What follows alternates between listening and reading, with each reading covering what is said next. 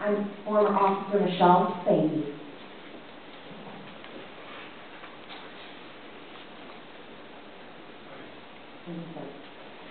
Good evening. I trust that many of you know who I am, and those who don't, I am former Officer Michelle Sankey. I served this community for almost 5 years without a single sustained citizen complaint. Received accolades from the Chamber of Commerce, Christian Men in Action, African American Heritage Group, and the highest honor an officer can receive, Chief Commendation. I have worked with many of you here on the board. In fact, Mr. Goodgame, I remember a time you put your arms around me and you said, we need 8 other officers just like Spanky. I was proud to serve Clermont, and I had a great deal of respect for Chief Clermont. That was until I realized how easily his decision-making was swayed by others' opinions, mainly Captain John Johnson, and how in turn he violated his own policy based on opinions instead of facts. March 2010, I was awarded Officer of the Year for the county. Not a single person from the department showed up. After almost 2 years of a tumultuous work environment that was prejudiced in nature, I filed a formal complaint to Human Resources. I stated that I was afraid to come to work because I didn't believe I had the support of my colleagues or my superiors, and I didn't feel safe.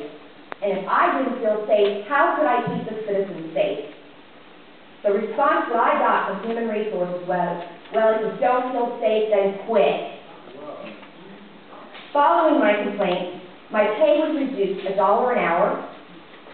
I was charged with 4 internal investigations, where I faced possible felony and misdemeanor charges, where John Johnson was a complainant and the investigator.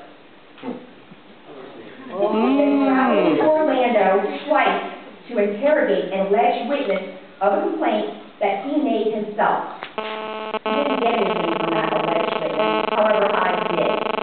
I have a sworn statement from that individual stating that John Johnson tried to coerce and twist his words. The only thing John Johnson and the other officer that accompanied him got was a request to leave the business. After 5 months of paid leave, all charges were exonerated and unsustained. I was fired June 2011. The final reason cited by Graham was I did not call out 2 hours prior to my shift. I was forced to write a memo detailing the domestic violence act perpetrated against me, which caused the infraction. And despite Florida state laws that protect domestic violence victims, he didn't care. At the same time, the city and the police were the subject of 3 investigations by EEOC. 2 of those female complainants were allegedly assaulted by a coworker. You've seen here in the past that Chief Graham likes to separate and encourage a separation in the department. A leader who has nothing to fear needs to stand only on his own merit and not encourage officers to divide and make decisions on which side they belong. What has Graham done to improve this department? New cars? New policies that he violates? Getting rid of your dispatchers? That decision left many unemployed. It created confusion, slower response time, and on one occasion, a citizen who called 911 twice got a busy signal. Many time, money, man-hours, and wasted investigating their own people. The police department has never been fully staffed. The average citizen doesn't even know who the chief of police is. June of 2011, there were only approximately 7 females in the entire force. Not one in a position of authority.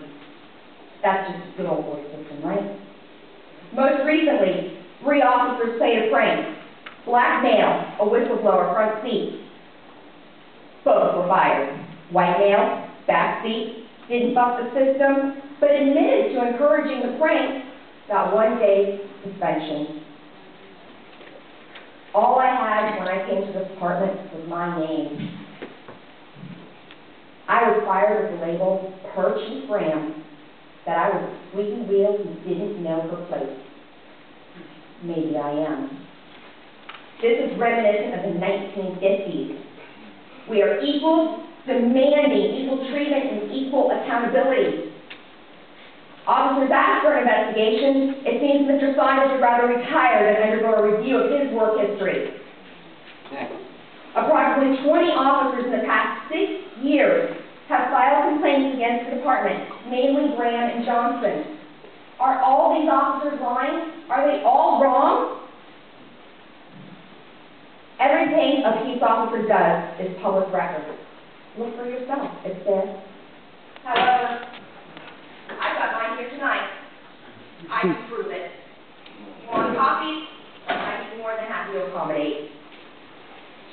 What this all boils down to is a serious concern for the citizen's safety and the accountability of the public service that you rely on. Officers in Clermont are afraid to do their job, second-guessing their actions, out of fear of possible punishment. Is that what you want when you call 911? If they are willing to do this to their own, what are they going to do to people in the community? I can give you an example. Little boy with his stepmom and his friends holding hands crossing Highway 50, Halloween night 2009, was struck and killed. Johnson may have prevented that incident if he had responded to the citizen who had requested assistance 2 weeks prior via an email that I forwarded to him, and he ignored. I have the documentation. Countless officers have had to hold their heads high and face this untold departmental turmoil because of the oath they took to serve the citizens. Stop this madness. Demand the service that the tax dollars and the citizens deserve, and fire Graham and Johnson.